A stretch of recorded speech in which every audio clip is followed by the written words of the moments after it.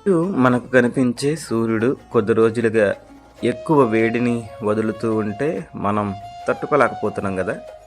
సూర్యుడి నుండి వచ్చే వెలుగు కంటే 1000 రెట్లు ఎక్కువగా దేవుని నుండి మహిమ వస్తుందని తెలుసా?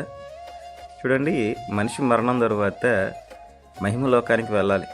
అక్కడ సూర్యుడైనను చంద్రుడైనను అవసరం లేదు, దేవుని మహిమ మాత్రమే ప్రకాశిస్తూ ఉంటుంది. భూలోకంలో సూర్యుని వెలుగే చూడలేని మానవుడు పరలోకంలో దేవుని మహిమను ఎలా చూడగలుగుతాడండి?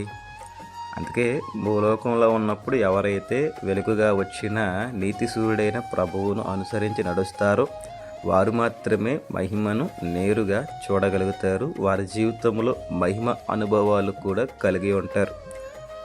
చూడండి, మోషే దేవుని మాటకు లోబడి నడిచాడు కాబట్టి, మహిమను చూస్తూ ఉన్నాడు కాబట్టి తన మొహం కూడా మహిమగా మారిపోయింది. దేవుని మాట వినలేని ఇశ్రాయేలీయులు మోషే ముఖం నుంచి వచ్చిన మహిమను చూడలేక ముసుగు వేసుకోమన్నారు. మరి ఇక దేవుని మహిమని ఎలా చూడగలుగుతారండి? మనం ఇశ్రాయేలు వలె ముసుగు వేసుకోమనే వారిగా కాదు, కానీ మోషే వలె మహిమానుభవం కలిగిన వారిగా ఉండాలి మిత్రమా.